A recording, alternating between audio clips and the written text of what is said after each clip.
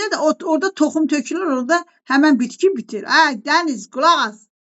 Gözəllik sən onda deyirsən, mənə qulaq as. Başa düşdünüz?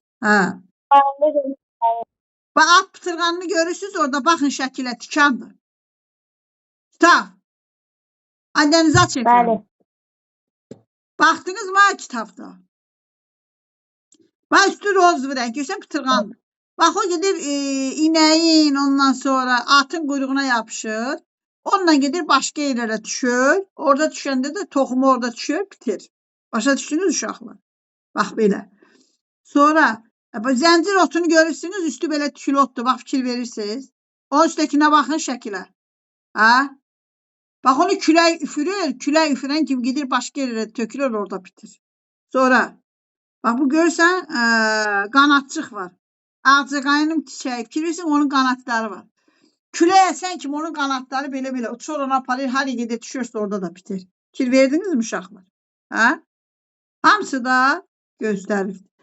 Deyir ki, at pıtırğağı kimi bitkilərin oxu görüm, Şəbnəm oxu, Şəms oxu. Mənim at pıtırağı kimi bitkilərin yetişmiş qarmaqcıqlı meyvələri heyvanların xəz və ya tüklərinə ilişərək uzaqlara aparılır. Quş armudu və qaragilə kimi bəzi bitkilərin şirəli meyvələri heyvanlar tərəfindən yeyilir. Bir yerdən başqa yerə getdikdə onların nəcisləri isə birlikdə ətrafa yayılır. Yalanqoz və ağcaqayınların meyvələri də zəncirotunun toxumları küləklə yayılır. Onların meyvə və toxumları kiçik və yüngüldür. Həmçinin küləyin uzağa aparılmasına kömək edən qanadcıq və küçüklərlə malikdir. Kokos palması, mango və qızılağac kimi su hövzələri sahillərində bitən bitkilərin meyvə və toxumları su vasitəsilə yayılmağa uyğunlaşıb. Gördünüz uşaq. Bax, buraya qədər uşaqlar fikir verirsiniz. Hər bitki öz yerinə uyğunlaşır ki, yayılsın.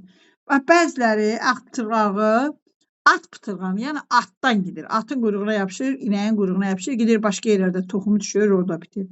Məsələn, zəncir otu çox yüngüldür. Görürsən, kəpənək kimidir. Bu quruluşuna fikir verirsən, bir razı külək olanda bütün hər yerə yayılır. Sonra bax, bu qanatçıq var.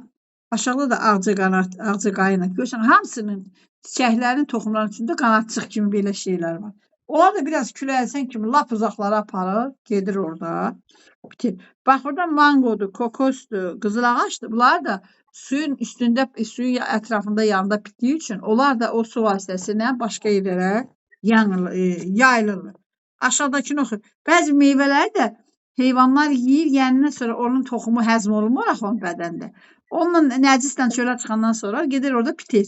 Hali gedir orada da bitir. Başda o birisini oxuyun. İsti yay günləri. Salam mənim. Salam. 69-u bax ilə ay Uğur. Aç 69-a bax. İsti yay günlərində akasiya, noxud və paxla kimi bitkilərin yetişmiş meyvələri quruyaraq açılır və onların toxumları ətrafa səpələnir. Bəzi bitkilərin, məsələn, ixtiyarının toxumları yetişdikdən sonra yüksək sürətlə meyvədən xaricə atılır. Siz ona ixtiyarına baxarsınız. Bax, elə ki, belə durur, elə birdən part edir, belə açılır. Məsələn, yetişəndə dağılır, hər yerə gedir. Onlar artıq elə forma alır, onların genetikasını elə qurulur ki, o toxumunu elə yaymalıdır. Fikir verdiniz. Deməli, isti yay günlərində akasiya. Bax, görürsün bu akasiya. Şah vaxt olanda onun içində bal kimi olurdu uşaqlar. Biz onu belə aralayırdıq. Akasiyanın içindəki o bal kimi şirəli şeyi var idi, tamı var idi, bal kimi idi. Biz onu yeyirdik uşaqlar. Noxud və paxla kimi bitkilərin yetişmiş meyvələri quruyaraq açılır. Bax, bunlar quruyandan sonra öz-özünə qabığı açılır, tökülür, toxum da içindən tökülür, bitir. Onların toxumları ətrafa səpələnir. Bəzi bitkilər, məsələn, ixtiyarının toxumları yetişdirdikdən sonra yüksək sürətlə meyvədən xaricə atılır. Elə bir ki, partlayır toxum, gedir hər yerə dağılır. Bunun məsələn, akasiyadır. Bax, bu ixtiyarını görürsün uşaqlar. Ağzından özü püskürür, uç hissədən püskürür göyə. Toxumu çölə atılır. Onun videosuna da baxa bilərsiniz. Çox maraqlıdır. Sonra gələk burada. Burada deməli nədən danışdıq uşaqlar? Biz burada toxum və tozlanma, mayalanma toxumların yayılması üçün uyğunlaşmadan keçdik. Deməli, birinci buradan nədən danışdıq? Bitkilər tozlanır, sonra mayalanır. Bu haqda danışdıq. Sonra arılardan danışdıq, həşəratlardan danışdıq. Gəlir bir çiçəyə qonur. O çiçəkdən də meyvəni, o çiçəkdən də bədəni tozlanır, neştər götürür, gedib başqa bitkiyə gedəndə o bitkidə nə eləyir o? Həmən bədənin tozu oraya tökülür, orada mayalanır. Sonra dedik ki, bu da nədən danışdıq? Kömək edir. Bu bitkilər də çox gözəl ətir verirlər. Bir də ki, əksəriyyətin gözəl rəngi olur. Uzaqdan o həşəratları özünə çəkmək üçün. Fikirirsiniz uşaqlar, özləri necə artıq adaptasiya olub özlərini dəyişirlər. Sonra başladıq, dedik ki, at pıtırğanı var. At pıtırğanından sonra zəncirotu var, yalınqoz var, bir də ağcaqayın var. At pıtırğanı atın quyruğuna yapışır, inəyin quyruğuna yapışır, gedir uzaqlara. Elə amma bu zəncirotu da sonra ağcaqayın da bir də yalınqaz da. Onların zəncirotu çox yüngüldür. Ağcaqayınla yalınqozdakı qanatlar var. Şəkillərlə həmişə, kitabı şəkillərlə yadınızda saxlayın. Onların elə bir ki, qanatlar var. Onlar uçur gedir, başqa yerlərə gedirlər. Başqa yerlərdə də nə eləyirlər uşaqlar onlar? Toxumları düşür, başlayırlar orada bitməyə. Elə də meyvələr var ki, məsələn, quşlar görürsə meyvələr yiyir. Yeyəndə onların toxumları həzmə getmir. Nə gedirsə bağırsaqdan da elə xaric olur çölə.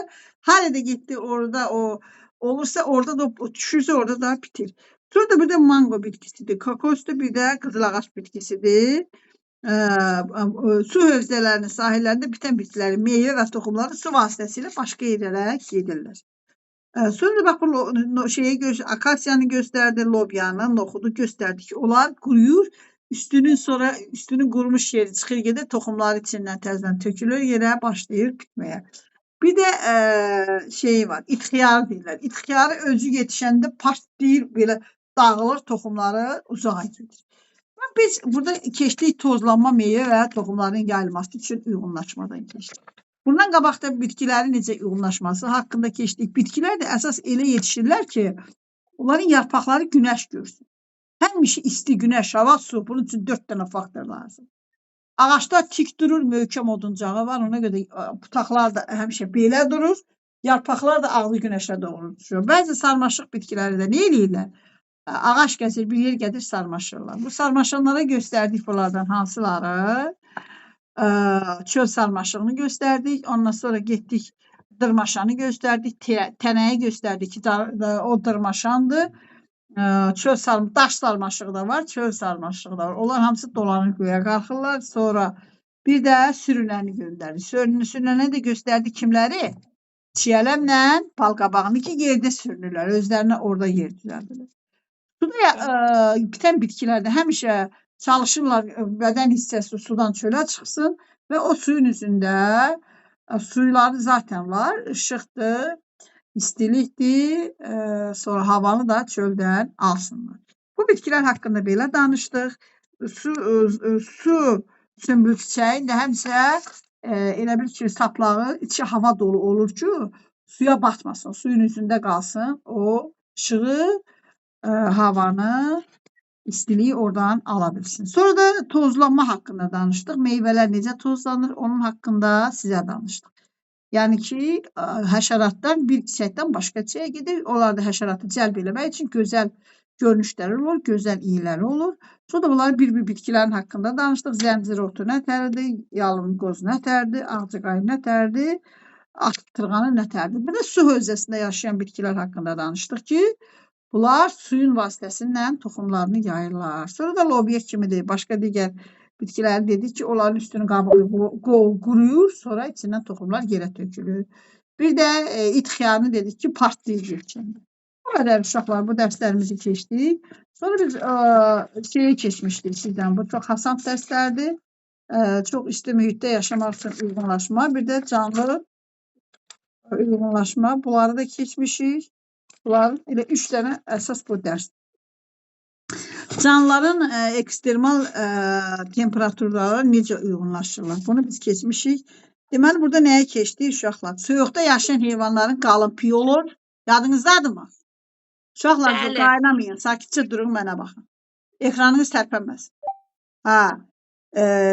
Məsəl üçün, məməlilərin əksəriyyətinin bədənin istilik itkisini azaltmaq üçün dərilərin altında izolyasiya rolunu oynayan belə qalın piyləri olur. Morjlardır, Antarktidada, Arktikada yaşayan heyvanlardır. Aylardır, morjlardır, sonra pingvinlərdir. Bunları misal göstərmək olar. Suitidir, bunları misal göstərmək olar.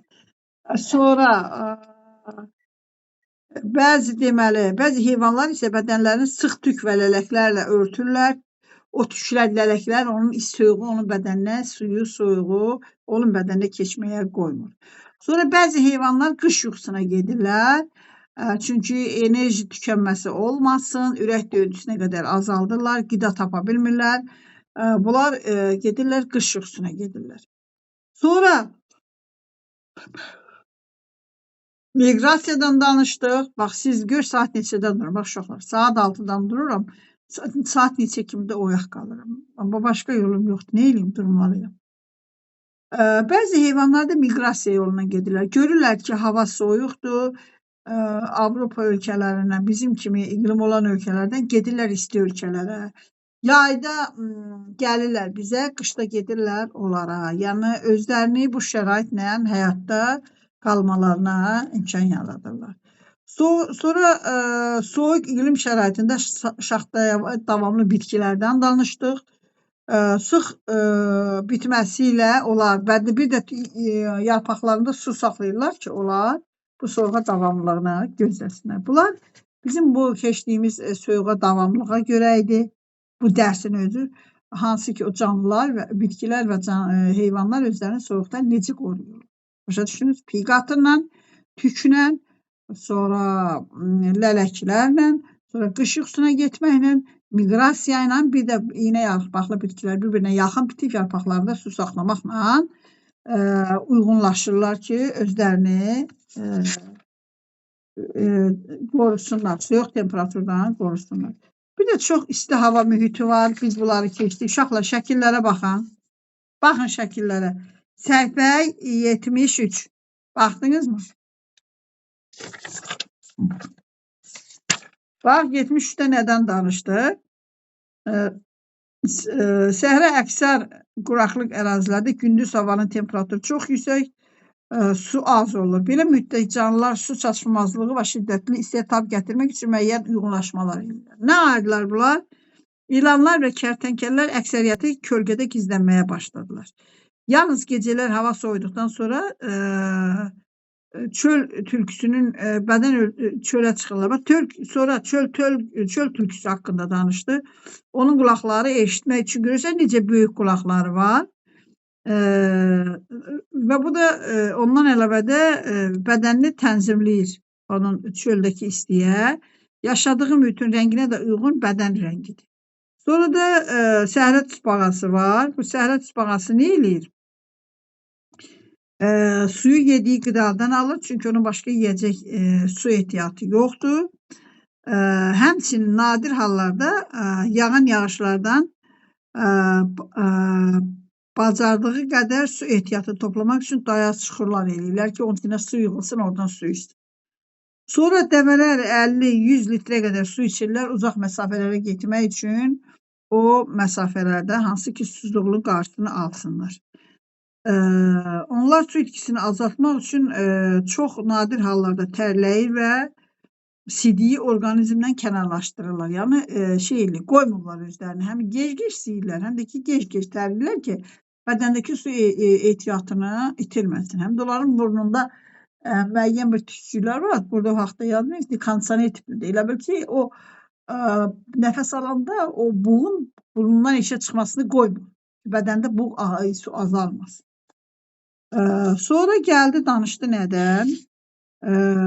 Quraqlığa uyğunlaşması ilə əlaqədar olaraq bəzi bitkilərin kökləri yaxşı inkişaf edir və torpağın dərinliklərinə gedir. Məsələn, dəvə tikanı, burada uşaqlar görürsünüz, dəvə tikanına baxırsınız. Gör nə qədər dərinliyə gelibdir. kaktus bitkisi, palmadır. Bunlar elə uyğunlaşıblar ki, bunlar məsələn, dəvə tikanı bitkisi belə köklərinin köməyi ilə yerin alt qatlarındakı su ehtiyatlarından istifadə edir. Quraqlıq bitkinin əksəriyyətində yarpaqlarının nisbətən az su buraxmaması üçün müəyyən quruluş uyğunlaşmaları meydana gəlir. Fikirləşin uşaqlar, kaktus bitkisinə baxın. Hə, uşaqlar. Görürsünüz, ağac elədir ki, su buxarlanmamaq üçün canında saxlayır. Hə, onların bəzilərinə yarpaqların çox vaxt kiçik və qalın olur. Səthi mum örtüyü tüklər əmələ gəlir. Zirinc kimi bəzi bitkilərin yarpaqları tikanlarla örtülür. Və görürsən uşaqlar. Və bacaran qədər də istəyirlər ki, tikanlı olsun ki, onu yeməsinlər. Səhrada yaşamaq üçün uyğunlaşmış Səhrada yaşamaq üçün uyğunlaşmış kaktus bitkisinin qalın, şirəli, ətli gövdəsindəki su ehtiyatı quraqlıq mövsümündə bitkinin qurumaqdan qoruyur. Su buxarlanmasını azaltmaq üçün onların yarpaqlarının sahəsini kiçildərək tikanla çevrilir. Görürsən, üstündə çoxlu tikanlar eləyir ki, sahə istiliklə təmasda olan sahə azalsın. Ki, tikan qurudur, belə imkan vermir. Amma açıqsa yüzü olanda buxarlama daha çox olur. Tikanlar həm də kaktusun heyvanların tərəfindən yeyilməkdən qoruyur. Kaktuslar geniş bir ərazidən su toplaya bilən şaxələnmiş köklərə malikdir. Bilirsiniz, onun da kökü belə tam yaygındır. Ətrafa belə bütün tamam yayılır ki, yerin altında suyu çəkib gətirə bilsin. İndi burada nə idi uşaqlar? Burada deməli çox isti iqlimə yaşamaq üçün uyğunlaşmalardan danışdıq. O da bizim 6-cı dərsimiz vardı. Keçən dəfə oxumuşduq. Bunun haqqında deməli nə danışdıq uşaqlar? Burada gözünüzün qabağına gətirin. Kərtənkələdən danışdıq, ilandan danışdıq. Həmişə kölgöydə olurlar isti vaxtı. Hava soyuyanda axşam çıxırlar. Tülküdən danışdıq. Tülkünün dərisinin rəngi çöl rəngindədir. Qulaqları böyükdür. Səsi yaxşı eşitsin. Bir də temperaturla bağlı olaraq tısbağada suyu yediyi qidalardan alır. Yağış dayağında çuxur edilir ki, oraya su yığılsın ki, rahat su içə bilsin. Bitkilərə gəldikdə bitkilər köklərini çox dərinliyə aparırlar ya da şaxələmiş formada olar. Bədən tikan örtüyü ilə örtülü olur. Bədən quruluşu da elədir ki, Şəms baxma başqa yerə. Bu ada çoranı. Bu istiliyi çox rütubəti kənara verməsin. Quruluşu da tikanlıdır ona görə ki, onu başqa heyvanlar yeməsin. Kökü də çox şaxələnmiş ya da uzuna gedir. Kaktusun şaxələnmişdir. Dəvə tikanı lap dərinə gedir ki, tənək deyilədir. Lap dərinlərdən tənəyin özü belə parçalayır. Daş varsa daşı parçalayır. Dərinlərdən geçsin, özü üçün su gətirsin. Biz bunu keçdik, bildik. Sonra ondan sonraki dərsimiz hansıydı uşaqlar? Ondan sonraki dərsimiz canlılar mühitə uyğunlaşa bilmədikdə nə baş verir? Biz bunu keçmişik. Canlılar mühitə ya başqa yerə getməyə çalışırlar ya da orada elə məhv olurlar. Amma bitkilər olanda bir hadisə baş verəndə gedə bilmirlər. Bax bu gördüyünüz Tasmaniya canavarıdır. Yunlu mamutdur. Bir də Dodi quşudur. Artıq bunların nəsli kəsilibdir. Fikir verdiniz uşaqlar. Nəsli kəsilmək təhlükəsində olan heyvan və bitkilərdə aşağıdakilərdir. Xəzər su itisi, bezoğur keçisi, sonra qaya balığıdır, sonra nədir bu? Sabalıt yarpaq balıqdır, şabalıt yarpaqdır, şudur bu şabalıt yarpaqdır. Sonra zərif meşə novruzudur, bir də xarı bülbül gülüdür. Deməli, bunlar da nəsli kəsilmək təhlükəsində olan bitki və heyvanlardır. Onlar da qırmızı kitaba salırlar və bir neçə ildən bir bunları yoxlayırlar ki, görək bunların nəzarət altına alırlar ki, çalışırlar ki, onların nəsli kəsilməsin. Deməli, uşaqlar, bir dənə bölümü açın, bu bölümü. Bu bölümün adı nədir? 11-ci bölümün uşaqlar.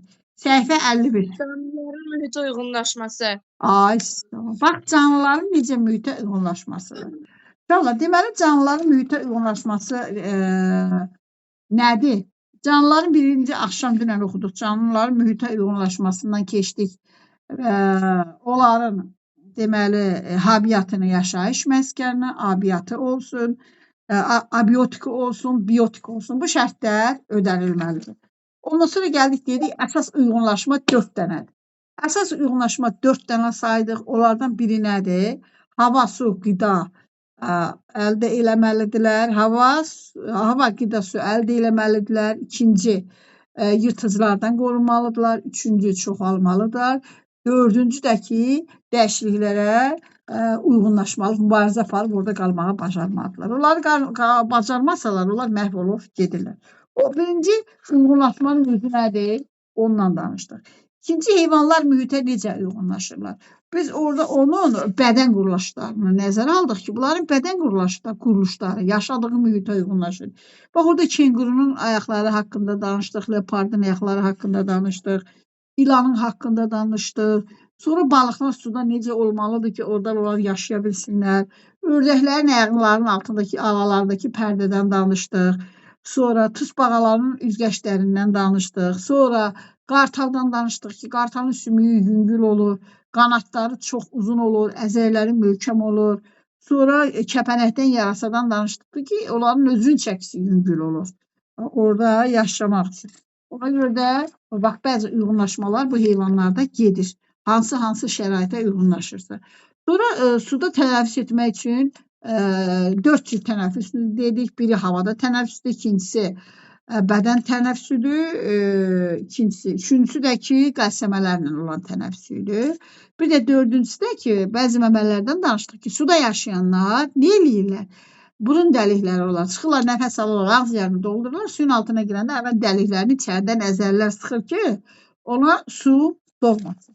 Bu haqda danışdıq. Sonra heyvanların sağ qalmaq üçün uyğunlaşmalarından danışdıq ki, onlar, məsələn, şir var idi, başda pələng vardı, çənəsi haqqında, dişi haqqında danışdıq ki, necə tutmalıdır ki, onu parçalayıb yeyə bilsin. Ondan sonra bu qalamur haqqında danışdıq ki, dili nə qədər uzundur və yapışqanadır. O həmin gedib onu tutmalıdır, tutduğu yerdə də yapışıb gətirməlidir. Ya uzun olmasa, ya da yapışqan olmasa onu tuta bilməz. Bu qalamurun da şeydir, rəng çalarları var. Hansı mühitə düşürsə, oradakı mühitə uyğunlaşır. Tot düşünün elə. Tamamilə elə bir nədirsə oraya uyğunlaşır. Elə seçə bilmirsən ki, orada nə var. Nə var, gizlənib öz şikarına yaxşı tutsun. Sonra yarasalar haqqında danışdıq ki, yarasalar burada yadımdan çıxdı, nə haqqında danışırdı? Heç yadımdan çıxırdı. Mən eşitmə. Yarasaların eşitmə bilmirəm, baxaq görək. Kimi yırtıcılar güclü caynaqları var. Qartalın bunu caynaqlarını bildik, ovlarını tutmağa kömək edir. Bəzi yırtıcılar, məsələn, qurbağalar və bu qalamur kimi bilik həşəratlarını tutmaq üçün uzun və yapışqan dili olur. Bunu da biliyor. Bir çox yırtıcılarda ovlarını izləməyə kömək edən güclü qoxu eşitmə olur. Bunu ağaylar bunu da bildik. Qartalların iti görmə qabiliyyəti var. Bunu da bildik. Qartalların belə bir xüsusiyyəti var. Uşaqlar, qartallar qocalanda bu cıynaqlar bəzən görürsən ki, çotlaşır da. Gedirlər, sonra dimdiklərini vururlar, daşa dağıdırlar. Bu dimdik tamam dağılandan sonra quşların təzədən oradan təzə dimdik çıxır. Təsəvvür etsən. Yəni quşlar bilirlər özləri necə eləyirlər. Sonra yarasalarda eşitmə, onlar çünki qaranlıqda yaşayır. Eşitmə qütb ayısında isə qoxu hiss olunur. Hörümçək əqrəblərdə bu zəhər olur. Bəzi yırtıcılarda. Hörümçəklər kimi bəzi yırtıcıları tutmaq üçün torlar qururlar, amma ilanla əqrəblərdə zəhər olur. Sonra geparddan danışır. O çox güclü qaçmalıdır ki, ovunu tuta bilsin, caynaqları olmalıdır, qartalını tuta bilsin. Zebranın dili olmalıdır, boynu olmalıdır. Bəzi quşların da dimdiyi olur ki, gəlsindən neştəri götürə bilsin. Deməli, bu sağ qalmaq üçün, acından ölməmək, özü və balasını saxlamaq üçündür. Sonra yırtıcıların qorunmaq üçün uyğunlaşma, bədən formalarını orada elə uyğunlaşdırır ki, seçilmir. Məsələn üçün, torpaqdan seçilmir, ceyran quraqlıq yerdən seçilmir, hansı həşəratdır bu tikəndən seçilmir. Tıspanağın çanağı var, bəzi qurbağanın zəhəri var, digərinin yarpaq böcəyinin rəngi yarpaq böcəyindədir, toz ağacı qarıncağıdakı toz ağacı rəngindədir. Milçək də ki, Süvit milçəyidəki bal arısından seçilmir ki, həşəratlar onu yeməsin. Sonra da bir də plaçlı tənkələ var. O da özünü heybətli göstərir, böyük göstərir ki, heç kim onu yeməsin. Sonra burada çoxalma haqqında var. Erkəklər özünü çox göstərişli edirlər ki, kişilərin xoşuna gəlsin. Görürsən, bütün canlılarda eynidir. Toş insanlardakı kimi. Sonra keçdik bitkilərə, uşaqlar. Bitkilər ətraf mühitə necə uyğunlaşırlar? Bunu göstərdik. Oduncaq kimi bunların gövdələri olur. Budaqları da özündən yuxarıya doğru gedir. Yarpaqlar da üzünü günəşə doğru tutur ki, bunun işıq, su, istilik, bir də hava təminatı ödənilsin. Burada da hansılardan danışdıq? Uşaqlar, bəziləri də sarmaşıqdır. Onlar da bığcıqları olur. Başqa ağaçların başına, əlinə nə gəlir, onun başına dolanır ki, yarpaqları geçsin, günəşi görsün ki, orada fotosintez prosesi geçsin. Sonra gəlib keçdik bitkilərin sarmaşana, dırmaşana, bir də sürünənə. Sarmaşanlara nə dedik? Sarmaşanlara dedik ki, söl sarmaşığı, dırmaşanlara dedik tənək. Sonra sürünənə dedik balqabaqla çiyələk göstərdik. Bəzi su bitkilərindən də ki, çiyəndir, çildir, bir də ki, su sümbül çiçəyidir. Çiyənlə çil bacarın qədər yarpaq sistemini sudan yuxarı çıxardır. Sudan dəniz fikrin məndə olsun. Fuat, üzünü aç. Mənə bax. Şəms, mənə bax. Bu da ki, yarpaqlar sudan qırağa çıxır ki, o ışığı, su özündə var. Işığı, istiliyi, havanı oradan qəbul edə bilsin. Su sümbül çiçəyindəki saplaqları hava dolu olur ki, suya batmasın. Sonra gəldik tozlanma, meyvə və toxumların gəlməsi ilə uyğunlaşma. Bu da 7-ci sinifdə çox böyük dərslərdir. Orada keçiləcək. Deməli, bitkilər birinci tozlanır, sonra da mayalanırlar. Həşəratlar burada xüsusi rol oynayırlar. O bir çiçəkdən çiçəyə qonmaqla bir çiçəyin tozunu başqa çiçəyin tozunu aparır. Başa düşdünüz? Uşaqlar.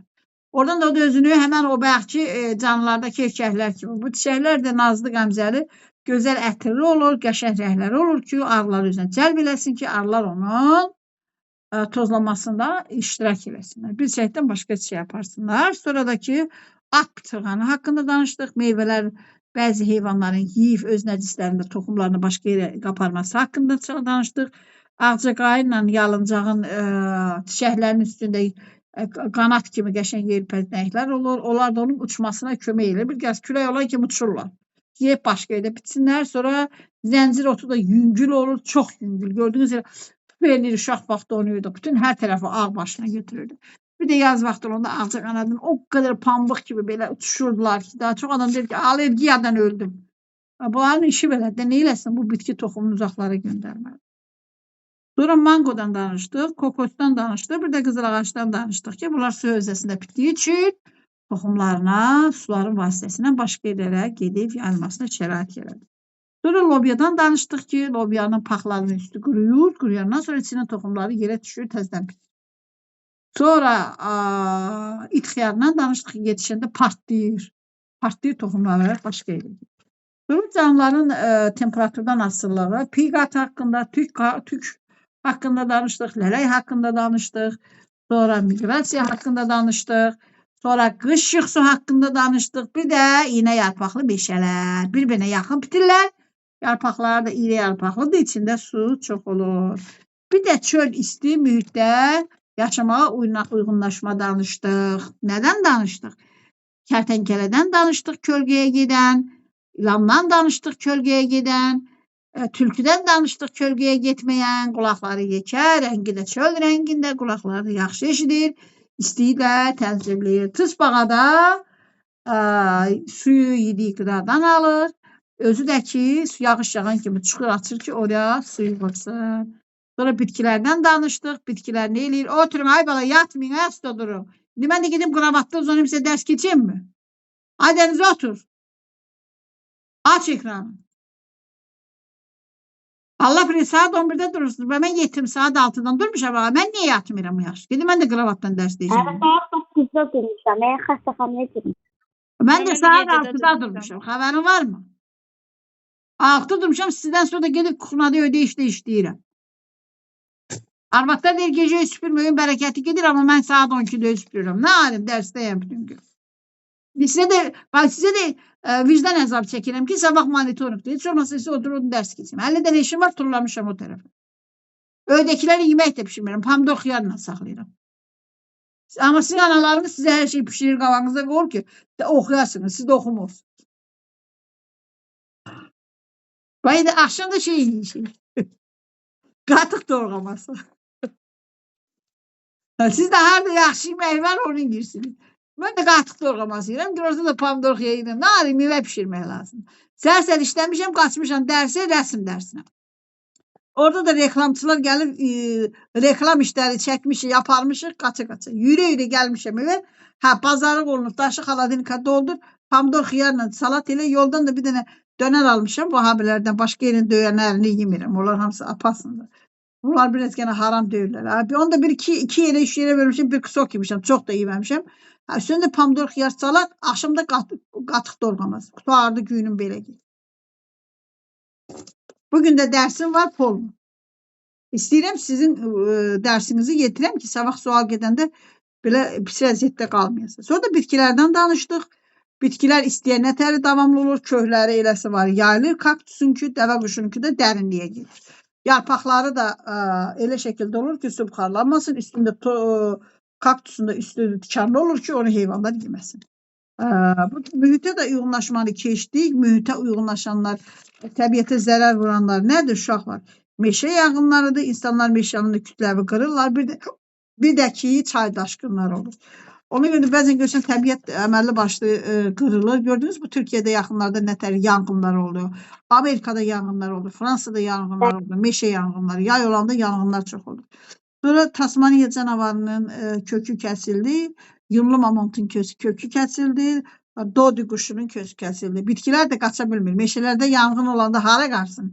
Elə meşədə də yanır qalır. Hələ Avstraliyada bir dəfə yanğın oldu. Nə qədər heyvanlar yandı. Adamın ürəyi ağrıydı o heyvanlara baxanda. Qaça bilmədi. Avstraliyada.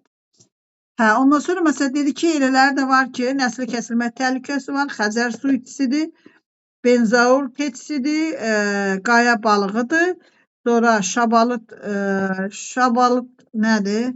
Şabalıt yarpaq palıqdır. Sonra zərif meşə noruzudur. Bir də xarı böldürdür. Bunların nəsil kəsilmə təhlükəsi var. Onu da BMT-dən nəzərə alırlar. Qırmızı kitaba salmışlar ki, onların nəzarət olunsun ki, nəsil kəsilməsin. Tamam, bu dərslər yadınızda qaldı. Bəli, müəllim. Bunu keçmişik. 2-3 dəfə də təkrarladıq. Siz bunlar mənə elə gəlir ki, sual düşsə, buraya nə qədər, indi buraya qədər nə qədər sual düşsə, verəcəksiniz. Sonra bizim uşaqlar canlılar arasında qida əlaqəsi. Dərsiniz haraya qədərdir? Fosil yanacaqları axşam keçirsiniz mi? Efendim, Səhifə bölüm 13'dür. Fosil yanacaqları və qlobal istiləşmə. Ay uşaqlar, sizə hardan düşəcək? Haraya qədər düşəcək? Deməyibdilər ki. Amma dərsi hara qədər keçirsiniz? Biz mərtəbə 13-cü bölməyə qədər gəlmişik, sonra keçənməmişik. 12-ci bölməyə. Ay baba, mərtəb nədir? Mərtəbə 12-ci bölməyə qədər gəlmişik, sonra keçməmişik. Biz 12.3'deyiz. Dəniz neçədəsən, üzünü aç. Ben 12.3'deyiz. Ay Dəniz, dur otur. Öldürdün sən məni, dur otur. De görüm haradasın? Ben şeydeyim. Ekoloji piramidalar nedir? Biz də fosil oradayıq. yanacağına keçirsiniz, yoxsa keçmirsiniz? Kim keçirsə əlini qaldırır? Bəli, keçmişəm mən. Uşaqlar, siz keçirsiniz. Uşaqlar, onu da belə eləyəcəyik. Biz bu piramidalar görək nə qədərdir. Gəl belə eləyəm də. Gəlin piramidanı sizə yüngül formada balaca bir şeydir. Başa salım piramidaları. Biz keçək şeyə. Fosilə keçməyim. Fosilə axşam saat 6 tamamda gələrsiniz. Mən sizə dərs keçərəm. Olar? Məhmədi sordu bir dəqiqə. Biz fosildeyiz. Fosiller ve fosil yanacaqlarındayız.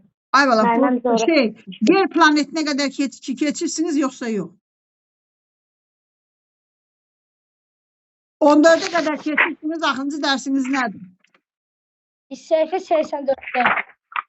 Şu an 84 məmə bizə keçdi. Siz qabaqdasınız. Arkadasınız. Uşaqlar, bunlar elə güclü dərslər deyil. Uşaqlar.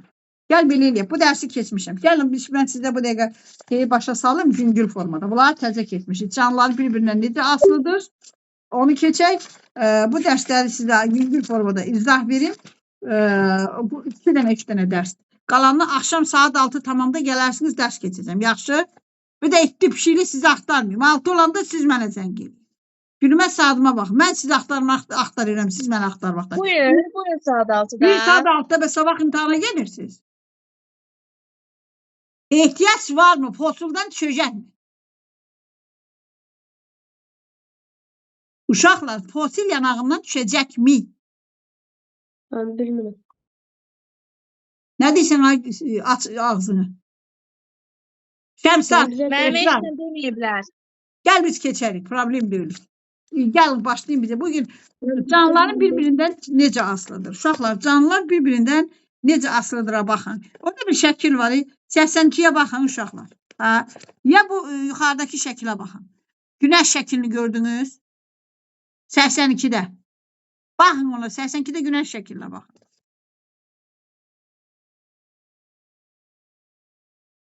Gördünüz mü 82'də günəş şəklini? Bəli. Bax orada nə deyir?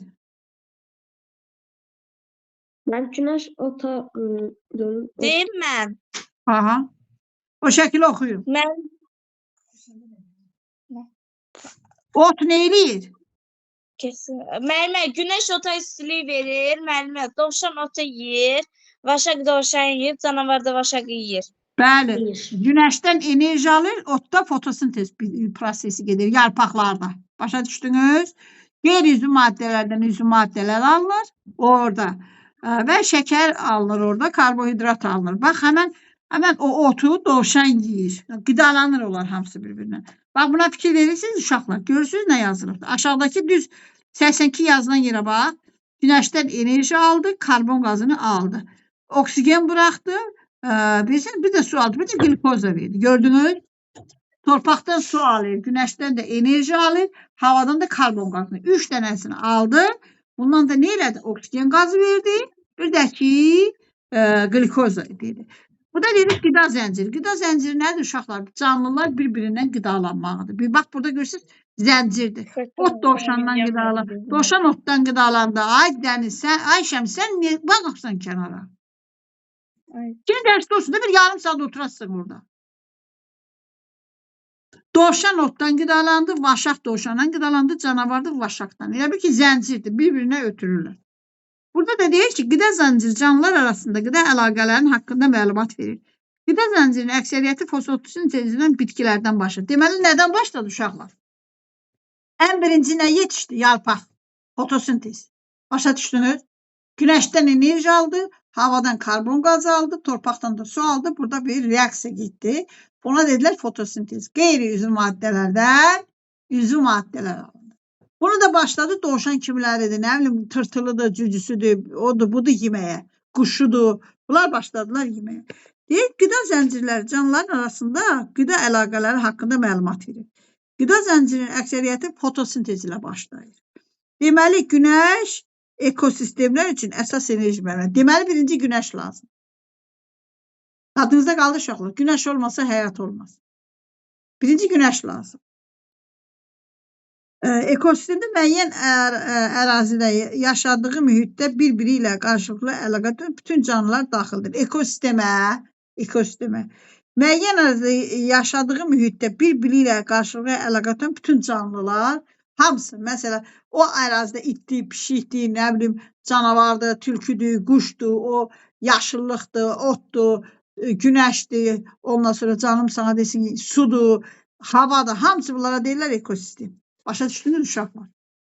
Orada canlı cansız nə varsa hamısı ekosistemdir. Keçək bu tərəfə. Deyir ki, canlılar qida zəncirində müəyyən bir mövqe və ya səviyyə tuturlar. Buna bax uşaqlar, fikir verirsiniz. Burada nə yazıb oraya? Quru ekosistemdə qida zənciri kitab. Dəniz kitab. Su ekosistemində qida zənciri. Baxdınız mı kitaba? Görürsünüz? Bax, qanqalı tırtıl yeyir, tırtılı dəvə dəlləyi yeyir. Dəvə dəlləyini kərtənkələ yeyir. Kərtənkəliyi də bayquş yeyir. Gördünüz, bax burada. Su zambağını gündəcə yeyir. Gündəcəni xanı balığı yeyir. Bu gündəcə də suyun üzündə gəlsən belə bir şeydir, cücüdür. Onu xanı balığı yeyir. Xanı balığında vağ quşu yeyir. Gördünüz, hamısı bir-birindən qidalanır. Canlılar qida zəncirində müəyyən bir mövqe və ya səviyyə tuturlar. Yuxarıda verilmiş qida zəncirində aşağıdakı kimi olur. Qanqal və su bitkisi. Baxın buraya uşaqlar. Kitaba baxın. Həm qanqal, baxdınız mı? Baxın kitaba bir də su bitkisi. İkisi də ən aşağıdadır. Fotosintez zamanı ışıq enerjisindən istifadə edərək öz qidalarını hazırlayır. Və onlar produsent və ya birinci səviyyə adlanır. Uşaqlar, onların yanına yazın produsent.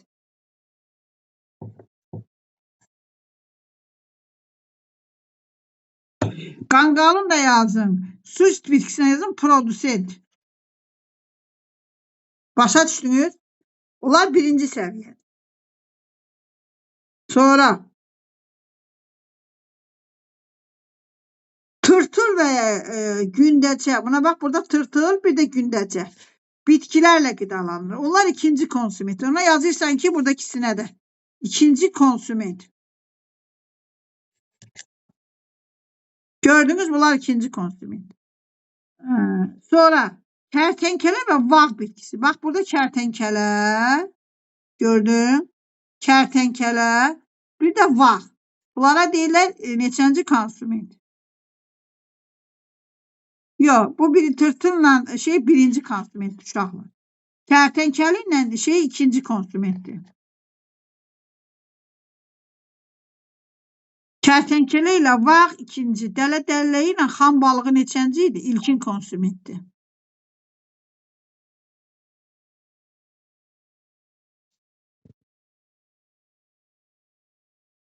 Sonra kərtənkələ və vağ ikinci konsumentdə qidalanır. Onlar üçüncü konsument səviyyəsini təşkil edirlər. Kərtənkələ və vağ. Burada qalı bax, bu qırılmış niyə belə yazır?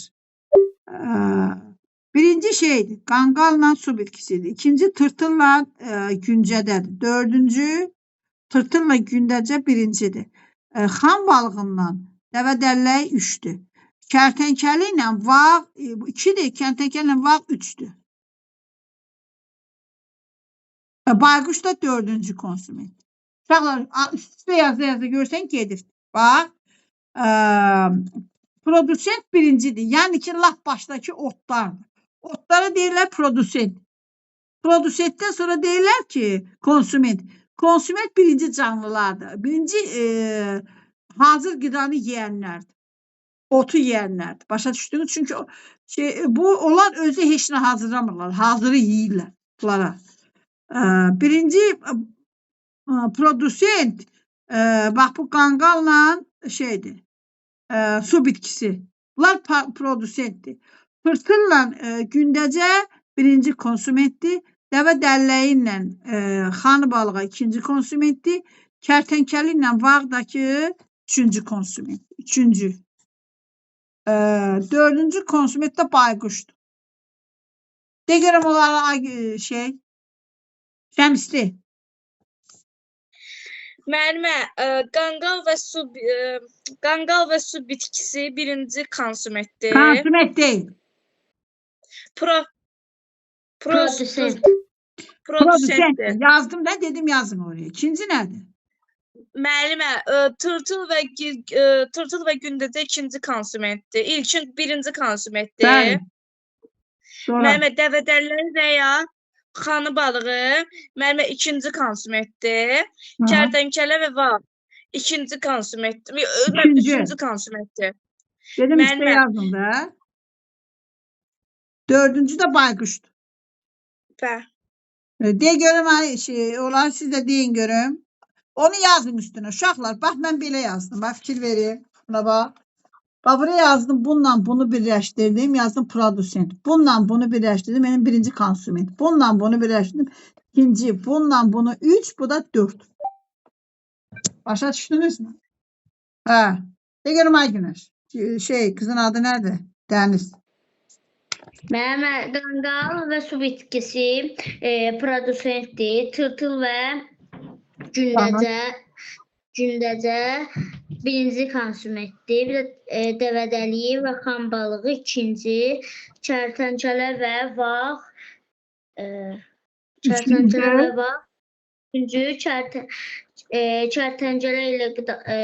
Kərtənkələ bayquş dördüncü. Bayquş Dördüncü təkdir. Uşaqlar onu karandaşla yazın. Da bax mən boydadım onu karandaşla yazıram. Yazıram tikanla su şeyini birləşdirdim, işarə qoydum belə xəttlə. Dedim bunlar produsentdir. Konsument başladı tırtılla gündəcədən. Çünki bunlar artıq özləri bəlkini istehsal edirdi bitkilər. Amma bu hazırı yeyir, gedir bitkini yeyir. Bu birinci konsumentdir. İkinci konsument dəvə dəlləyi ilə xanı balığıdır.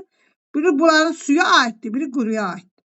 Kərtənkələ ilə vaxt üçüncüyə aiddir, bayquş da dördüncüyə aiddir. Bildiniz? Bəli. Deməli bitki və heyvanlar məhv olduqdan sonra indi uşaqlar bax bu bir heyvan olur, bir it ölür, bir pişik ölür, bir çölə bir nəsə bir şey turulursan, uşaqlar bir müddətdən sonra görürsünüz çürüyür o, yoxa çıxır gedir. Onlar təbiətdə qalsa, ilənmişliyin iyisindən burada durmaq olmaz. Təsəvvür edirsiniz.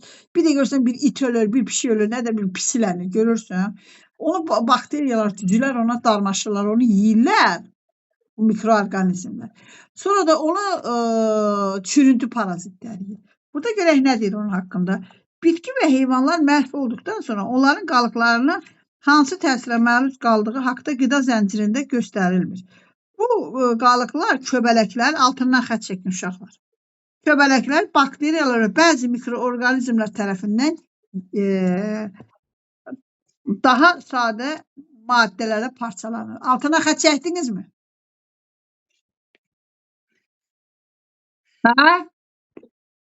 Bəli. Altından xətt çəkin. Deməli, bütün bitkilər məhv olduqda, heyvanlar məhv olduqda onun qalıqlarını, köbələklər, bakteriyalar, bir də ki, bəzi mikroorganizmlər parçalayırlar. Başa düşdünüz? Bunlara deyirlər redusent. Bunların adı redusent. İndi görək redusent nədir? Redusent adlanan bu orqanizmlər parçalanma zamanı ayrılan enerji hesabına həyat fəaliyyətini davam edirlər. Onlar həmin o çürüntülərdən ayrılan enerji vasitəsilə o enerjidən qidalanıb, onların ölmüşlərini o enerjidən istifadə edib, öz həyatlarını davam edirlər. Produsentlər. Redusentlər. Produsent başqa şeydir. Produsent bitkilərin ilkin formasıdır. O bitkilərdə üzüm maddələr hazırlanır. Bax oradandır. Qeyri-üzüm maddələrdən bitmir. Əmələ gələn maddələr produsentlər tərəfindən yenidən istifadə olunur. Ekosistemi qaytarılır və maddələr dövranı baş verir. Və o uşaqlar nə olur? O çürüntü gəlir torpağa qarışır. Sonra bitkilər onu nə eləyirlər? Torpaqdan təzədən götürürlər. Desən uşaqlar devrilir. Birinci produsent, sonra ondan sonra nələr gəlir uşaqlar?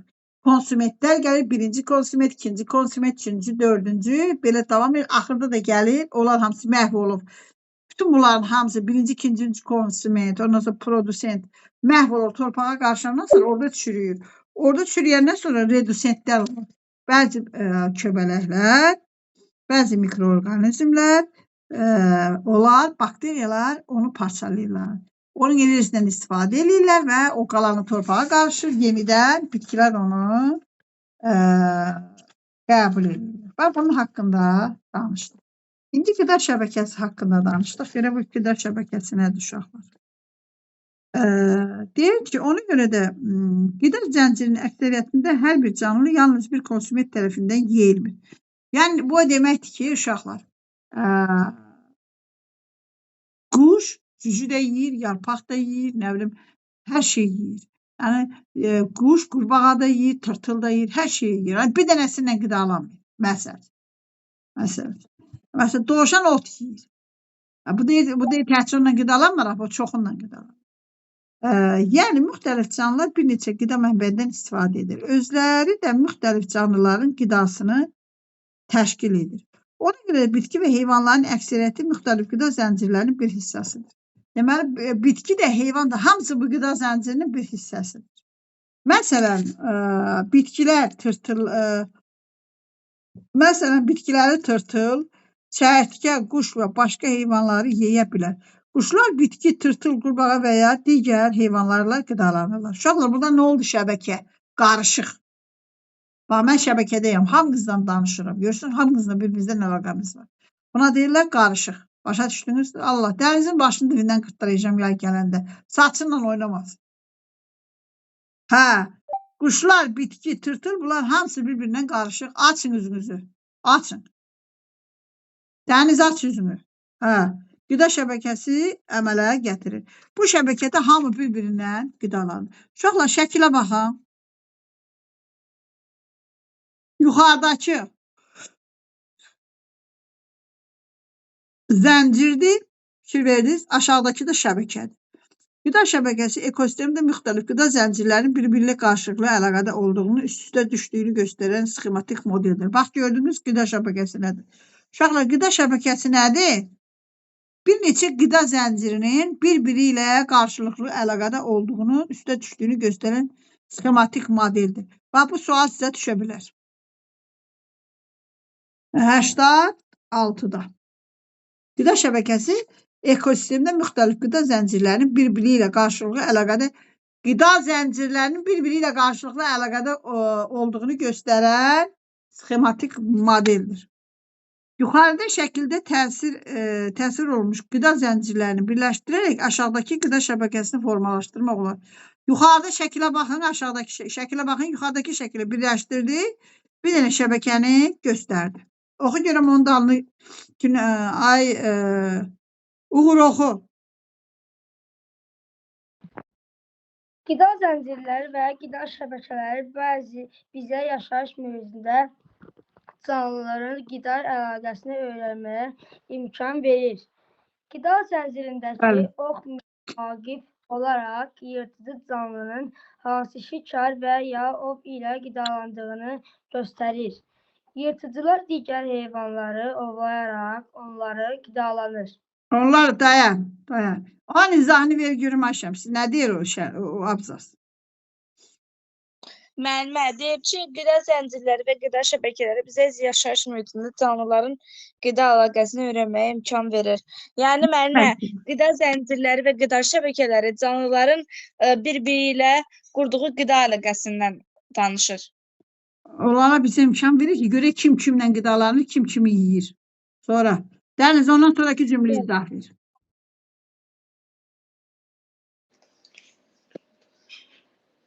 Qida zərrəciklərində ox müvafik olaraq yırtıcılardan canlıların hansı şikar və ya ov ilə qidalandığını göstərir. İzah ver görüm nə deməkdir, Ayfuad? Qida zəncirləri ox müvafiqə olaraq yırtıcılardan canlıların hansı şikarlar və ya ov ilə qidalandığını göstərir. Hansıdır o şəkil? Deyə görüm nə dedi? Qida zənciri dedi, yoxsa qida şəbəkəsi dedi? Qida zənciri. Qida zənciri yuxarıdakıdır mı, aşağıdakıdır mı? Aşağıdakı. Aşağıdakı şəbəkədir, yuxarıdakıdır. Şəbəkə hamınızı görürəm, o deməkdir. Bax, görsən burada hamısı. Amma burada bir obisindən zəncir kimidir. Bir obisindən zəncir kimi. Bu zəncir onu göstərir ki, zəncir oğlu müvafiq yırtıcı canlının hansı, yəni burada hansı yırtıcıdır, hansı canlıdır. Bax, birinci quş hamısında yırtıcıdır. Görürsən? Bax, burada tırtıl otun yırtıcısıdır. Burada quş çəyirtkənin yırtıcısıdır. Quş, bu qurbağa, çəyirtkə hamısının yırtıcısıdır. Bunlar da hamısı da şikardır. Məsəl üçün, qurbağa çəyirtkənin şikarıdır. Qurbağa çəyirtkəni yeyir. Quş qurbağanı yeyir. Şikar isə ovların və yırtıcı tərəfindən yerilən canlı. Şikarlar da, bax, bu şey şikardır. Bax, burada tırtıl şikardır, çəyirtkə şikardır, çəyirtkə şikardır, qurbağa şikardır. Yəni, burada bunun hamısında yırtıcı quşdur. Quş bunların hamısını yeyir. Başa düşdünüz? Yəni biz buna nəzarət edə bilərik. Hansı yırtıcıdır, hansı şikardır və kimlə necə qidalanır. Ekoloji piramidada baxaq bəs. Bir dənə buna oxu görüm ay Dəniz. Ekoloji piramida nədir? Qida zəncirləri və qida şəbəkələri hansı canlının digər canlı ilə qidalanması ilə yanaşı enerjinin ötürülməsinin produsentlərin konsumentlər istiqamətində olduğunu da göstərir. Günəş enerjisi var. Baxın piramidaya.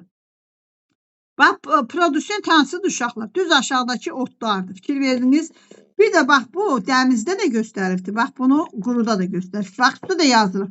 Quru ekosistemindəki ekoloji piramidası, bu tərəfdə də göy rəngdə yazılır. Görsən, birini yaşıl, birini göy. Bu da dənizdəkidir. Görsən, bax, bu da planktonlar zadlardır. Lap axırdakı, burada da yaşıllardır zadlardır. Görsən, kəpənəklər bu produsentlərlə dolanır. Balıqlar da bu aşağıdakı nədir, planktonlarla qidalanır. Bax, bunlar birinci mərhələdir. Burada nədir? Bu da bunların enerjisini onlardan alır. O bitkilərdən, axı günəşdən enerji keçmiş də bitkilərə. O bitkilərdən də enerjini, baxın, birinci piramidanın, o otlardan və buradakı, lap aşağıdakı balıqlardan aşağıdakı planktonlardan balıqlar alır. Burada da otlardan kəpənəklər alır. Deyin, oxu görək nədir? Günəş enerjisindən istifadə edərək bitkilər fotosintez prosesi ilə öz qidalarını hazırlayır. Bitkilərin Fotosintez özü hazırlayır. Heç kimdən almır. Bu özü hazırlayır. Produsent aşağıdakı özü hazırlayır. Sonra hazırladığı qidadakı enerjinin çox hissəsini çiçək və toxum əmələ gətirmək və böyüməsini təmin etmək üçün proseslərə sərf olunur. Orta hesabla o bu enerjini alır, amma bu enerjini elə bil ki, məsələn biz yemək yeyirik də, biz yemək yediyimizdə yeməyinə sərf edirik. Biraz hərəkət edirik, ən çox nəfəs alırıq, bədən orqanlarımız həyat fəaliyyətimizi davam edirik, yeriməyə gedirik, danışırıq. Bütün hər şey istifadə olunur. Biraz qalan hissəsi bədənimizdə yığılır. Başa düşdünüz? Çox hərəkət edən adam niyə çox kökəlmir? Çünki enerjisini itirir. Oturan adamda artıq çəkisi qalır, artır. Başa düşdünüz? İndi deyir ki, nədir? Bax, bu da deyir ki, bax, buradakı enerji yığmış deyir, çiçəklər, bitkilər. Başa düşdünüz uşaqlar? Tuta buraya yazın 100. 100%. Başa düşdünüzmü? Buna yazın 1000. Məsəl üçün. Balıqların yanına yazın 100. Balıqlardan sonra burada nə yazın? Lap böyük balıq, kiçik böyük balıqları yazın 10. Bu birisi yazın 1. Bax, birindən o birisinə, məsəl üçün, 1000 dənədirsə 100 dənəsi gedir. 9-dan biri gedir. 10-dan bir dənəsi, 10-dan bir dənəsi gedir. Yəni, bütün enerjisini, o birisi, məsələ, burada kəpənək bitkidəki bütün enerjini yeyə bilmir. O günəşdən özündə istehsal elədiyi enerjinin bir hissəsini toxum hazırlayır, bir hissəsini gövdəsinə verir, başa düşdün, bir hissəsini böyüməyə verir. Onun bir balaca, ondan bir hissəsini kəpənək yeyir. Başa düşdün? Kəpənəyin də enerjisinin bir hissəsi onun böyüməsinə gedir, yaşamasına gedir, uçmasına gedir. Balaca bir hissəsini də o quş alır. Yəni, birindən o birisinə enerji az ötürülür uşaqlar. Bax, bu balıqlarda deyilədir. Başa düşdünüzmü? Oxu indi dəniz oluyor. Orta hesabla. Orta hesabla bitkinin qida enerjisinin yalnız 1/10 və ya 100% bitkinin köklərində, yarpaqlarına və digər hissələrinin qidanın tərkibində saxlanılır. Deməli ki, bitki, məsələn, maral tərəfindən yeyildikdən onun enerjinin yalnız 1/10 konsumentə çatır. Oxşar olaraq yəni ondakı otdakı enerjinin bir dənə hissəsini, 9-u qalır bədənində, ona toxuma muxuma oraya buraya gedir böyüməyə. Bir dənə hissəsini maral yeyir. Aha. Oxşar olaraq maralın qidadan aldığı enerjinin çox hissəsi tənəffüs və hərəkət etmək kimi həyat fəaliyyətinin yerinə yetirilməsi sərf olunur. Qalan enerjinin bir qismini bədən temperaturunu sabit saxlaması üçün istifadə olunur. Digər qismi isə istilik şəkildə ətrafa yayılır. Bax, uşaqlar, artıq canlılarda nə oldu? Siz yadınızdadırmı? Biz təbiətdən əvvəlcə şey var idi. Filin şəklini uzaqdan görürdük xüsusi cihazlarla onun bədəndəki o istiliyi görürdük. Yadınızdadır? Bax bu heyvanlarda deyil. Otdan aldığı enerjinin bir hissəsi tənəffüs almağa gedir, qaçmağa gedir, oraya gedir, buraya gedir, böyüməyə gedir. Başa düşürsən? Bir hissəsi bədənin temperaturunu saxlayır isti. Məsələn, heyvanların, məməllərin, insanlar da ona aiddir. Çox heyvan. Onların bədən temperaturu isti olur. İstiqanlı deyirlər ona. 7-ci sinifə keçəndə keçəcəksiniz. Onun bədənlərinin temperaturu isti qalır. Qış, yaz, yay onların hamısı bədəni isti olur. Onlar o enerjinin bir hissəsini temperatura saxlayırlar, bir hissəsi də bədəndən xaricə gedir.